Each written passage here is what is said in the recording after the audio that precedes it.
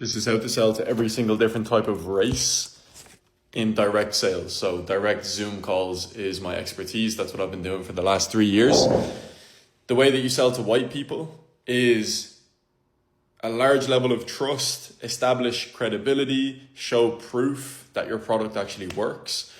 Listen to all of their problems. Just sit, listen to their problems, and then tell them why your product is amazing and why we've helped X, Y, and Z exact person in your position go from A to B, just like you want to. That goes for every client, but specifically for white people, they want people to listen to their woes, their problems, their worries. They want people to be exactly like them as well. They want to buy from people that are like them. So if they're liberal, be liberal. If they're right wing, be right wing.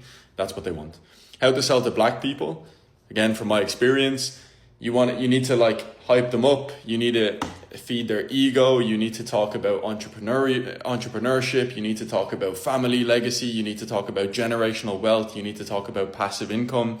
You need to talk about all these entrepreneurial things and really make them feel as though they understand things and make them build them up, really. And again, I don't really care what people comment on this video. This is my direct experience. How to sell to Indians. You want to really take them seriously as a client. So you want to really listen to them, listen to their issues, listen to their ideas that they have for you. Like they're the type to give their opinion. And sometimes they actually have good opinions, right? So you can actually put it to use and you can use it to your benefit. But really take them seriously, because the typical thing on these Zoom calls and like in the industry that I'm in, people don't really take them seriously. I just want people to get out of that thing of depending on people to teach them some stuff. Well, people will show you, but you learn through executing, falling, failing, getting back up, failing, getting back up, and then bang. You know how many times I failed before I did my first wholesale deal? And then I did my first, my second, my third, my fourth. And people was like, you shouldn't have your real estate license. And I still kept my license. I did all the shit that people say you shouldn't do, actually. But I was always curious about it, man. And you got to have a level of curiosity. That's what you got to do. But you don't let these guys confuse you. Some of the best wealth transfer, it hasn't even happened yet. When I'm looking at the numbers for real estate, it hasn't. So that's why they got to beat you, bring you down to Investfest and got to get you in their groups. But find a good team, man. Find a good tribe. Grifters, scammers, and bad BBLs. I heard it all about Investfest, and I'm here to tell you it's absolutely true.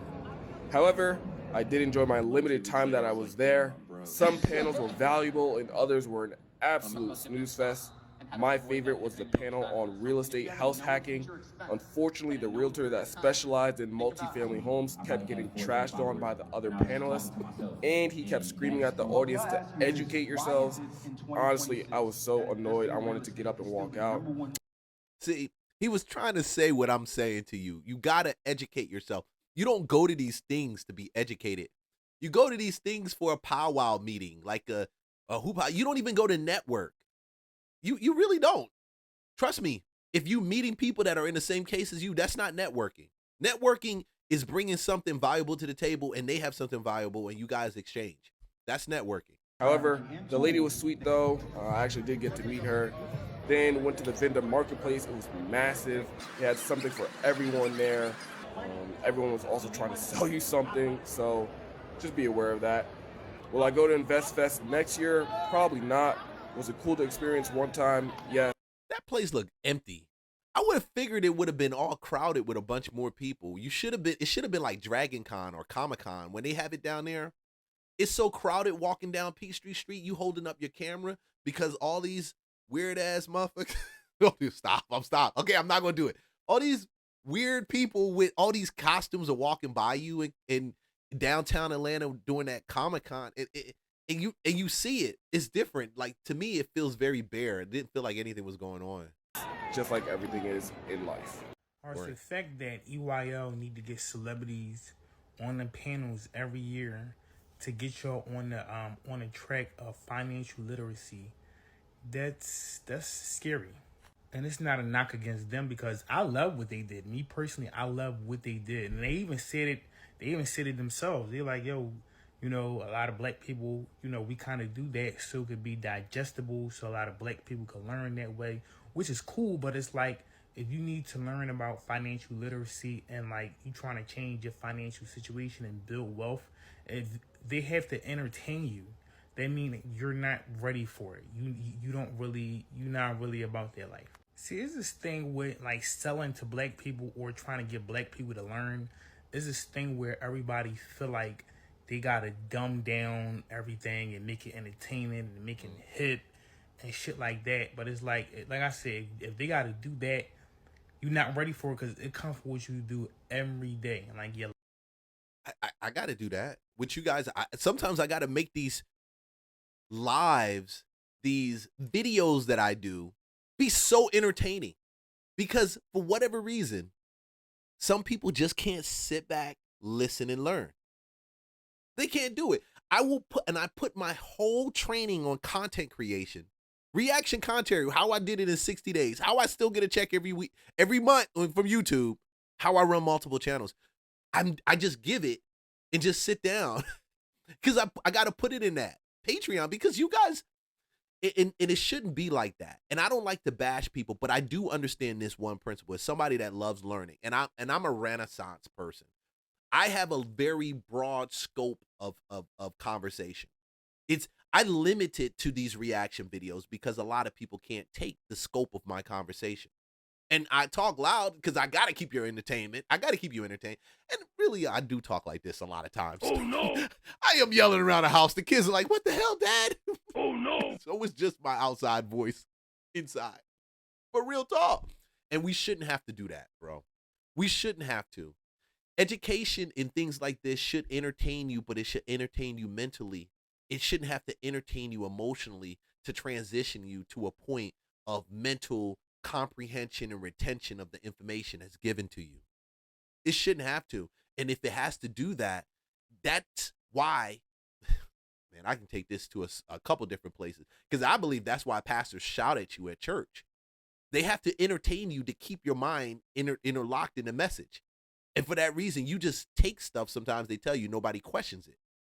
It's some type of debilitating thing there in our culture. And I don't know what it is, but I do know when you get a hold of this thing being holistic, like you got to build your identity up. When it comes to learning and when it comes to growing in these spaces and developing skills, they become easier. Okay? Because you're doing it from a place of self-confidence. You're confident. You're not confident in so much in you, in the information, but you're confident enough to sit down and you know that somebody's going to give you the information. You're going to learn it and retain it, and you're going to be able to execute upon it. Bro, that's a different level. Lifestyle, your spending habits, your work ethic, and just like the time and effort that you put towards something. So this is Atlanta for you. So I'm on my way to the gym. A brother gonna stop me with gold grills all in his mouth like, hey, what's your name? And you know, that question always got me stuck. Like, really, my dude? Really? You know you don't care about my name. But I said it anyway. But just a tip. If you are approaching a woman, you come and introduce yourself. And then shawty is just gonna be led to say her name after that. Hi, Peaches. My name, Leon. What's up, Miss Parker? How you doing, Miss Parker? Look, shorty, see, we got some beautiful women in Atlanta. I told you, bro. Like, how you doing, Miss Parker? Yo, bro, she told you that. We do that in sales. It's like we just leave people to just give us information. Hey, the warranty that we got right there is 3 years. Is it just like yours? You're like, 3 years? Yeah, no, mine's 2.5. Okay, but I digress. So the next question, he gonna say, so you smoke? Not that's your next question. Trying to test and see if I'm a fiend. I said, no, sir. Even though I do get chiefy, but that's none of your business. He like, so what you do for fun then if you don't smoke? I said, sir, I like to read. Tell me what. Like to read your lips? He skirted off. Man, gentrification in Atlanta is crazy. You got shit like this, and you got shit like this. Shit crazy. Watch this clip. Watch what this guy does. Here's a nurse. Look how he's standing. You're gonna learn. The guy's the male nurse. Yeah, just watch him. Just watch him. Look what he does. Boom, he comes in, trying to attack him. Okay, look what he does now, and look how he. Oh, stop that! Stop that! I'm notorious for this. Boom. Your first time watching my videos. Too bad. Suck it up, Charlie. Oh, check this out. Check it out. This is Atlanta. Like this. Shit crazy. Watch his clip. Watch what. You see that? You see how big that building is? You see how that look? And then you have a nice little small ass building right next to it. Bro, get yourself some land right now, bro. Whatever you can do, get yourself some land. And I can't stress it. Whatever metropolitan you in, whatever city or state you in, get yourself some damn land. It's going to be cheaper to build than to buy pretty soon. And land is going to be valuable. I'm telling you. Vacation in Atlanta is crazy. You got shit like this, and you got shit like this. Ooh. Shit crazy. Watch his clip. Watch what this guy does. Here's a nurse. Look how he's standing. You're gonna learn. The guy's the male nurse. Yeah, just watch him. Just watch him. Look what he does. Boom, he comes in, trying to attack him. Okay, look what he does now, and look how he ends it. Choke him out. Okay, look how he ends it. No. Look at how he took him over, and look out how he pressed down on his left leg right there. I'm going jiu-jitsu class, guys. Come on, this is jiu-jitsu. Jiu-jitsu. I'm a black belt taekwondo, karate. You know I'm gonna practice jiu-jitsu. He put that left knee on top of him, mounted him, forced down the pressure on his arm. Look at that. Look at that. Not hurting the guy. Look, he's not even hitting him. Like, he's not trying to use his power to destroy the guy. All he does is he got him. He gets him down. He's done. Okay? But watch this. That guy's insane. He calls the cops look at that. to come You with see their that leg? handcuffs. He You see knows how he that- has him in control right now. You see how he used that leg to wrap around there? That's it. Me and my son we on the mat always going at it like this. This is it. The guy's got the phone trying to record. Look at this. Look at that. He's done. Put the phone down. Home. Now the guy comes in. He's not even trying to choke him. No. He's just got Good him for under him. control. Good for him. Cops come. They get him, and look how he gets up, as if he does this 5 times a day. Look how he comes in. Homie probably does it 5 times a day when he not at work. He probably goes to jiu-jitsu, and you could tell. But you see that leg right there? You see where that officer is right there and that leg is, and he got that wrapped in? That's perfect. That's perfect. Cops get him. Boom, and look how he gets up. I'm going. All back right, to my guys. ship. Let me get back to my ship. Okay? Go get my coffee. Regular day. That's a gangster right there. I went to Investfest this year, and it's probably the last time I'll ever go to Investfest or anything remotely close. I think it's morphed into something that is outside of the element of financial literacy, and it just feel like salesy and everybody trying to get you to sign up. That's just my opinion of Investfest. Definitely a lot of distractions. Everything is a big distraction there. It's definitely downsized compared to last year. I could tell a lot of people didn't get the value from it and didn't want to return. As somebody who just getting a general admission ticket, I don't think it's a lot of value in that $250 spent. That's just my opinion. So Some of y'all paid $250. When I was looking at tickets, I told my wife, I said, I think I was ready to spend about 75, probably 50. I would have probably spent 100. But I don't get it. Like, to me, I felt like when I looked at the highlights, I just felt like they brought in talent to entertain me more than anything else. So I'm going to see T.I. perform in Atlanta, and not really to, it didn't have any type of investment underlying. It was just like entertain them type of deal. again, I would never go back. I don't feel like the ticket is worth it. I don't feel like Investfest is worth it. However, I do love Earn Your Leisure and their platform. I just think Investfest is something of the past, and they need to narrow it down, or kind of give it up. I keep seeing these posts about Investfest, and I have thoughts. The one time that I attended Investfest, I didn't see any investors there. Give me your thoughts, baby girl. Give me your thoughts. I didn't see any VCs. I didn't see any venture funds. I didn't see any PE firms. I didn't see any banks. I think maybe Fidelity was there. I think the biggest problem with Investfest isn't the event itself, is that they blur the lines between experts, influencers, and grifters. Hear me out. When you put them all on the same stage, the audience assumes that they are equally credible. And that's honestly where I believe that the issues begin. So before anyone gets all in their, feelings about this or gets upset, let me be very clear. 2 things can be true at once. Investfest has absolutely changed lives for the better, might I add. They've introduced thousands of people to entrepreneurship, investing, wealth building. They've also given a platform to legitimate experts with education, credentials, and real world experience to back up what they teach. However, they've also repeatedly platformed people who have later been accused of fraud, deceptive business practices, or simply weren't qualified to be teaching in the first place. And that's not a small issue. But really, is that their fault? And this is where I'm in the middle right there. Is that their fault that you introduced them to someone that later on bored about a scheme or some type of scam? Or is that, tell me what you think. I'm curious.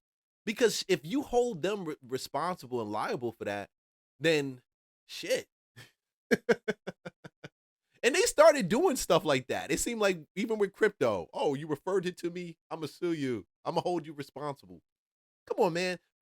You got to take personal responsibility. I don't know. I guess now I'm at a place whenever I see these guys online, I get online and I start Googling them to see what other content is out there about them, what they say. And I'll listen to their content and that'll tell me if it's worth it or not. Like him 500, hell no, I wouldn't have did that shit. That I knew that was stupid. But I can't expect people, I don't expect, and I'm kind of generous with this because I don't expect people who haven't been exposed to real estate at the level I have been around investors 20 years doing that full time, not even part time, most of that time. Full time, shit. That means if I don't kill, I don't eat. So I don't expect people who just, oh, I want to do this to kind of know that. I get that. But there is a principle when it comes to scouting out this shit. Y'all got to listen to people's content now. That's the new thing in 2026. Not just 2026, like, period. Because we have this shift in media, because these ad dollars are draining a lot of these people, they got to take that stuff over to the content wheel. So I want to see what they're saying and doing in that content. And from the content, you can make a decision if you want to do business with them. Like, I know some of y'all won't do business with me. Y'all won't join because y'all don't like the content. It's okay.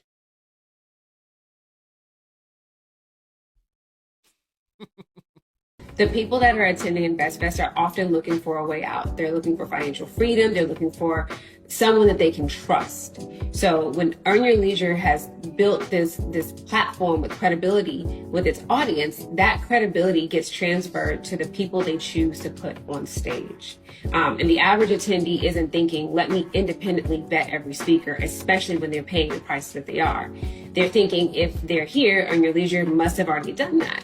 And so that's why I believe that the responsibility is greater, not just for Earn Your Leisure, but for every platform. And trust me, I know no one gets it 100% right. But when you are consistently mixing respected experts with social media influencers and people whose business practices are being questioned, it becomes difficult for the audience to tell the difference. Grifters. Yeah, I agree with her on that because some people don't really get it. They think because somebody talks about a topic that they're an expert on it. You really, really, I'm going to tell you the science. And I'm going to just be 100 with you. They want you to turn around and talk about the topic, talk about it. And the more you talk about it, eventually people will come to you for it. Then that they say you're an expert in it. You see what I mean? So it's not the type of thing where they just are, you've gone to school. See, I went to sales school to get my sales license. Then I went for my broker's license, which is a completely different license. Then from there, I got an insurance license also, just to understand like certain things you can do with insurances and home, like life. How can you tie those things together?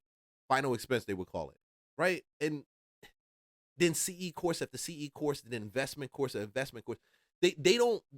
I would get up there and start talking, and people say, "Oh, but I've done more deals than half of the people on those panels, and I've raised more capital for those deals." And I can tell you that it's nasty. Like I know real estate, and God just kept me because I didn't know how nasty real estate can be. People will lie, steal, rob you for $1. They will chip the shit out of you. Oh no! Then they'll show up the next day, like, yeah. This is very different here. It's very different in Atlanta, man. And I'm sure wherever you're at, if you're dealing, it might be different in your city because it's local. It's really local. Some markets are better. Some places I'd rather do business in. You know, some places are more safe. I don't have to walk around and go check out houses in Pittsburgh and have my 9 on me. Have my 9 on me, my knife on me, and my taser right there. Because you never know what's going to happen, bro. Oh, man, shoot.